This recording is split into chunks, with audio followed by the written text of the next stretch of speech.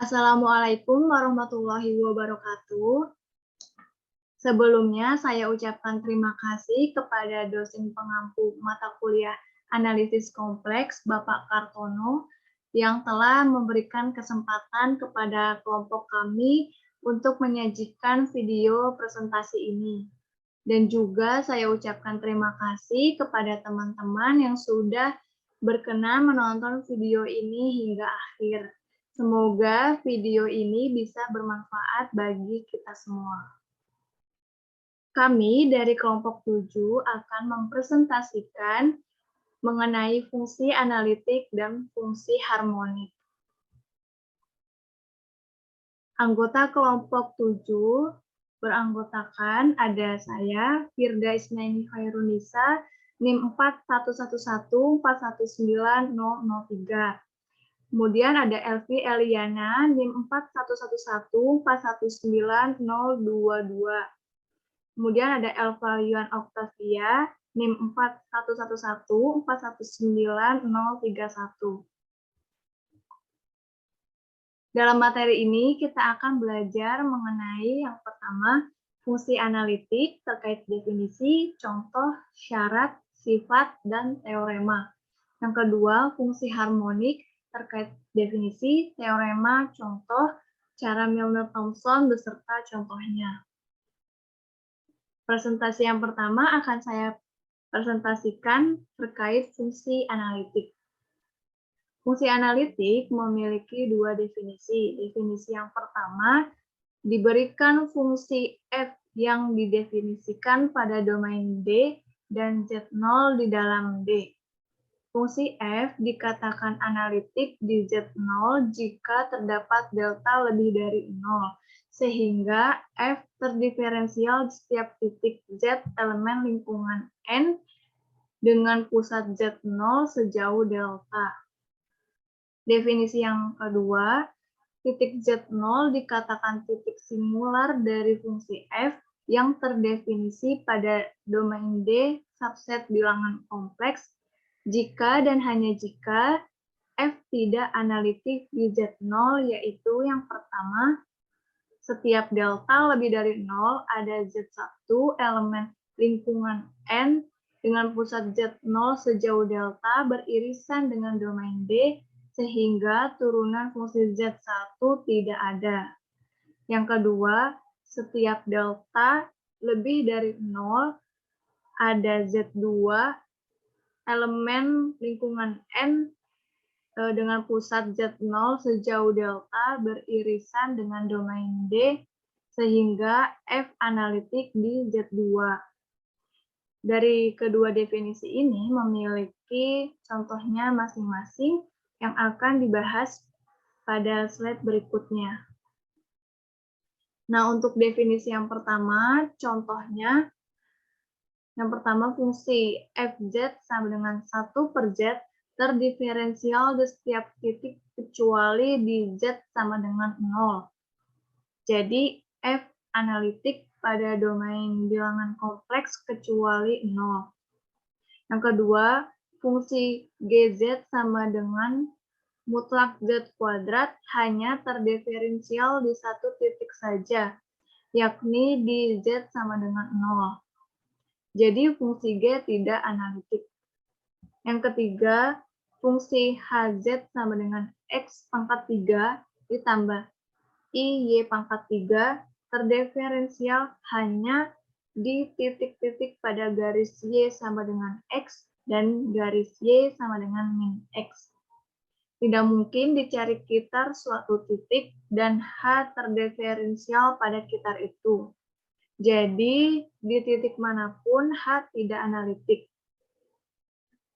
Nah, untuk definisi yang kedua, contohnya, misal Fz sama dengan mutlak Z kuadrat, maka turunan fungsi Z ada jika dan hanya jika untuk Z sama dengan 0, atau turunan fungsi Z tidak ada setiap Z tidak sama dengan 0. Akibatnya, Z sama dengan 0 bukan titik singular dari F, karena sifat B tidak dipenuhi walaupun F tidak analitik di Z sama dengan 0. sifat D yang di slide sebelumnya, yang ini. Nah, untuk contoh selanjutnya, misalkan Fz sama dengan 1 per Z kuadrat min 1. Fungsi F tidak kontinu di Z sama dengan 1, sebab limit fungsi Z sama dengan positif tak hingga untuk Z mendekati 1. Jadi, F tidak analitik di Z sama dengan 1. Dengan cara yang sama, F juga tidak analitik di Z-1. Fungsi turunan fungsi Z ada untuk Z tidak sama dengan 1 dan Z tidak sama dengan min 1, yaitu fungsi Z sama dengan min 2Z per Z kuadrat min 1 kuadrat. Untuk Z tidak sama dengan 1 dan Z tidak sama dengan min 1. Jadi, Z tidak sama dengan 1 dan Z tidak sama dengan min 1 merupakan titik singular fungsi F. Selanjutnya ada syarat fungsi analitik. Misal, fungsi Z sama dengan UX, Y ditambah IVX, Y. Andaikan yang pertama ini turunan-turunan parsial dari fungsi U dan V kontinu di semua titik dalam lingkungan tertentu N dari titik Z0. Nah, ini dikatakan Fz analitik di Z0. Atau jika memenuhi persamaan Cauchy-Riemann, yaitu turunan U terhadap X sama dengan turunan V terhadap Y, dan turunan U terhadap Y sama dengan turunan min V terhadap X. Berlaku di setiap titik di N, maka Fz analitik di Z0. Lalu sifat fungsi analitik, jika F dan G didefinisikan dan analitik pada daerah definisi yang sama domain D, maka fungsi F ditambah fungsi G, fungsi F dikurang fungsi G, fungsi F dikali fungsi G, fungsi F dibagi fungsi G, juga analitik pada domain D, kecuali di titik di dalam D, di mana nilai fungsi menjadi 0. Lalu, jika F didefinisikan dan analitik pada daerah domain D dan analitik pada daerah E yang memuat fungsi D, maka H sama dengan F bunderan G analitik pada D. Jadi, singkatnya, komposisi fungsi analitik adalah analitik. Untuk presentasi selanjutnya akan disampaikan oleh Elvi.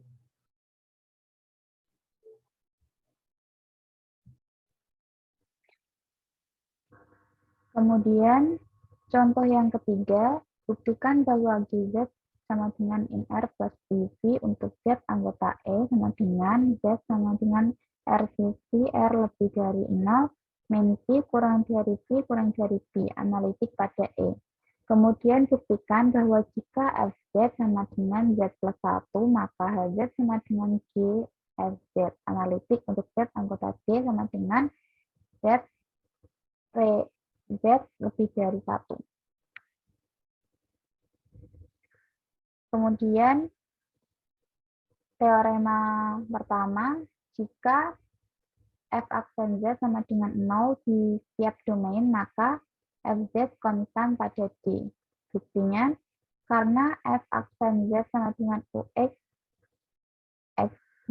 plus IVX xy sama dengan Vy xy min Uy xy sama dengan 0 pada D, maka Ux, Uy, Vx, dan Vy identik 0 pada D.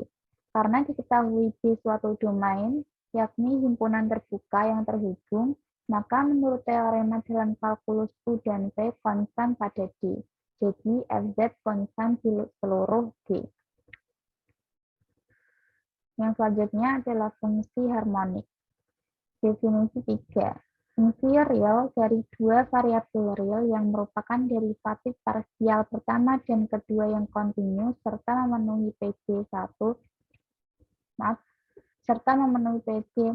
Laplace dalam suatu domain dinamakan fungsi harmonik pada domain itu. PJ Laplace dou per do kuadrat X plus dou per do kuadrat Y sama dengan 0. Teorema kedua, jika sebuah fungsi fz sama dengan uxy plus ivxy analitik pada suatu domain D, maka U dan V harmonik pada D. Buktinya, karena F analitik, maka F memenuhi persamaan CR UX sama dengan VY dan UY sama dengan men VX. Diferensialkan kedua sisi dari persamaan CR di atas terhadap X, sehingga diperoleh UXX sama dengan VYX sama dengan men VXX. Dengan cara yang sama diferensialkan persamaan CR terhadap Y, sehingga diperoleh UXY sama dengan VYY sama dengan men VXY. Kemudian substitusikan ke persamaan Laplace, sehingga diperoleh UXX plus UYY dan VYX plus min VXY sama dengan V min XY plus min VXY sama dengan 0. VXX plus VYY sama dengan min UYX plus UXY sama dengan min UXY plus UXY sama dengan 0. Karena UXX plus UYY sama dengan 0 dan VXX plus VXX sama dengan 0 dan berarti memenuhi persamaan Laplace, sehingga U dan Y harmonik pada D. Dua fungsi HXY dan KXY yang harmonik dalam suatu domain tidak menjamin bahwa fungsi kompleks GZ sama dengan HXY plus KXY analitik dalam domain itu. Contoh fungsi HXY sama dengan X dan KXY sama dengan min Y. Keduanya harmonik pada C, tetapi fungsi GZ sama dengan X min Y tidak analitik di titik manapun pada C. Kemudian teorema yang ketiga, sebuah fungsi fz sama dengan UXY plus IVXY analitik dalam suatu domain D jika dan hanya jika V adalah harmonik konjugat dari U. Buktinya, karena FZ analitik, maka menurut teorema 2, U dan V harmonik. Karena U dan V harmonik, maka memenuhi persamaan Laplace hingga memenuhi persamaan CR. Jelas V dapat dikatakan sebagai harmonik konjugat dari U. Jadi jika FZ sama dengan UXY plus IVXY analitik dalam suatu domain D, maka V dalam harmonik konjugat, maka V adalah harmonik konjugat dari U. Kemudian dipunyai V harmonik konjugat dari U. Jelas V harmonik sehingga menurut definisi V mempunyai derivatif parsial pertama dan kedua yang kontinu pada F analitik. Kemudian konstruksi fungsi analitik jika bagian real U diketahui. Yang pertama, periksa apakah UXY merupakan fungsi harmonik. Jika UXY bukan fungsi harmonik, maka tidak ada fungsi analitik. Tetapi jika UXY fungsi harmonik, lanjut ke langkah 2, yaitu tetapi jika UXY fungsi harmonik, hitung dou per dou X dan dou per dou Y. Langkah ketiga, pilih V sehingga dou per dou X sama dengan dou V per dou Y. Kemudian langkah 4, dari dou V per dou Y konstruksi integral dou per dou X dy plus dx. Kemudian Yang selanjutnya akan dijelaskan oleh Elva.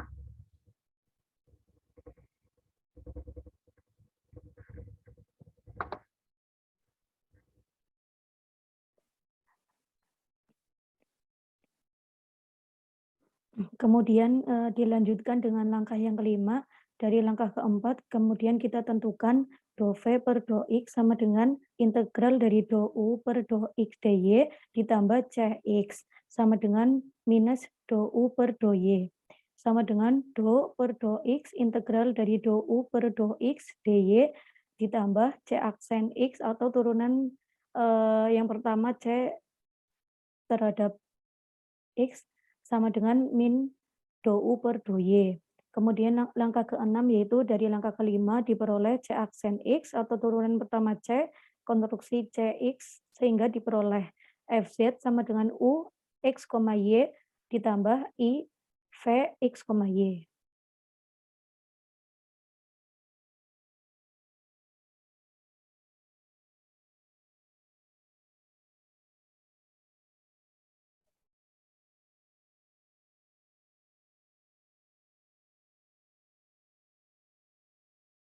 Kemudian yang selanjutnya yaitu contoh 4.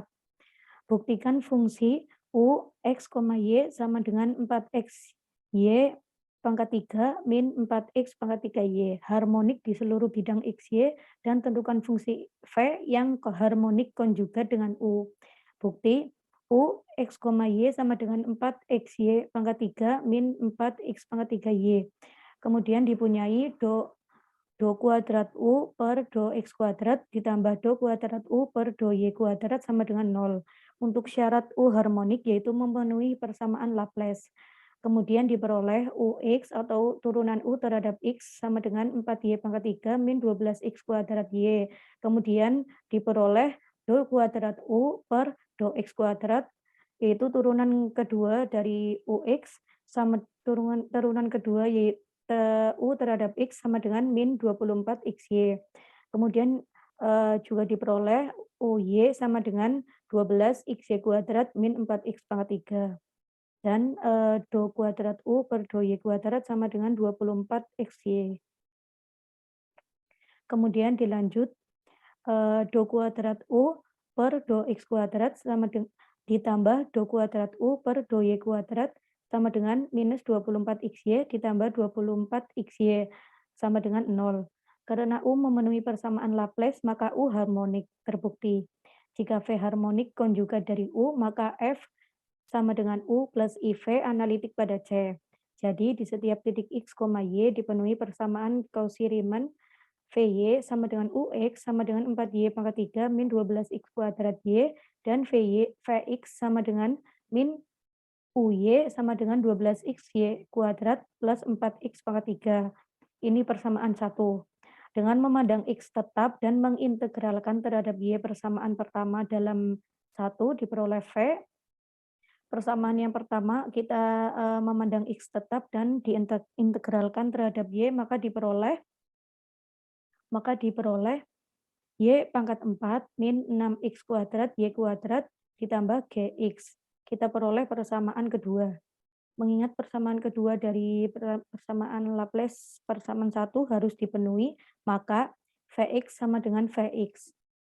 Kemudian diperoleh negatif 12X Y kuadrat ditambah G aksen X sama dengan 12X kuadrat 12XY kuadrat ditambah 4X pangkat 3.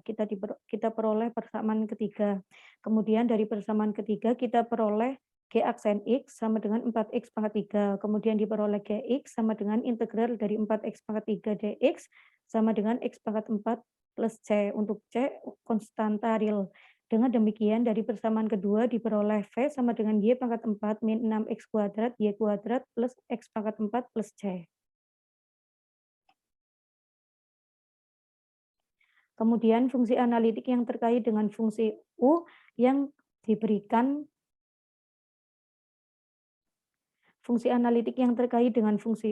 diberikan adalah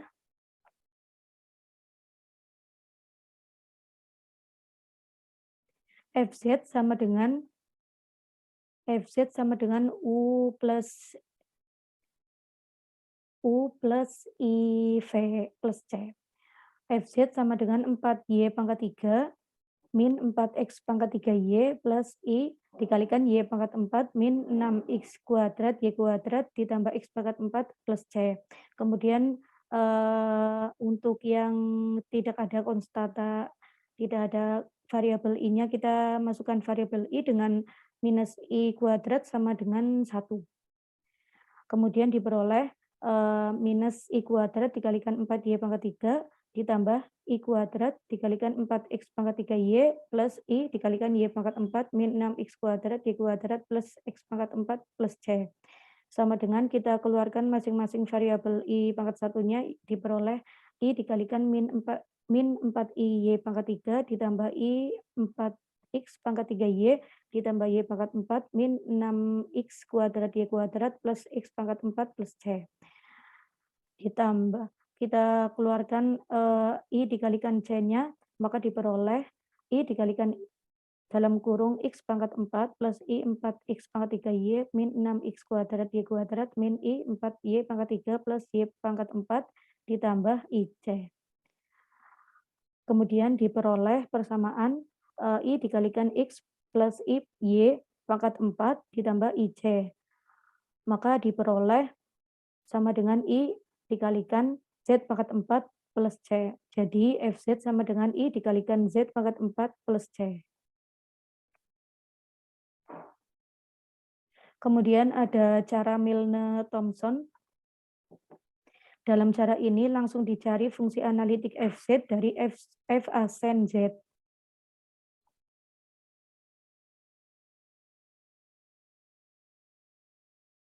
Yang dijabarkan terlebih dahulu. Dengan mengingat berlakunya syarat Cauchy-Riemann, diperoleh F aksen Z sama dengan turunan U terhadap X, X, Y dikurangi I dikalikan turunan U terhadap Y, X, Y. Diperoleh persamaan 1 yang dapat dinyatakan dalam Z dan menjadi F aksen Z sama dengan turunan U terhadap X, Z ditambah Z bar per 2, Z min Z bar per 2. Dikurangi I, dikalikan U, diturunkan terhadap Y, Z plus Z bar per 2, Z min Z bar per 2 untuk diperoleh persamaan kedua. Hubungan 2 dapat dipandang sebagai suatu identitas dalam variabel Z dan Z bar. Jika diambil Z bar sama dengan Z, maka 2 menjadi F aksen Z sama dengan turunan U terhadap X, Z, 0 dikurangi I, dikalikan U, turunan U terhadap Y, Z, 0, diperoleh persamaan ketiga. Dari persamaan ketiga dapat dicari FZ, yakni fungsi yang derivatifnya sama dengan F aksen Z. Setelah memperoleh FZ, kemudian mencari fungsi harmonik konjugat V. Contohnya yaitu contoh 5.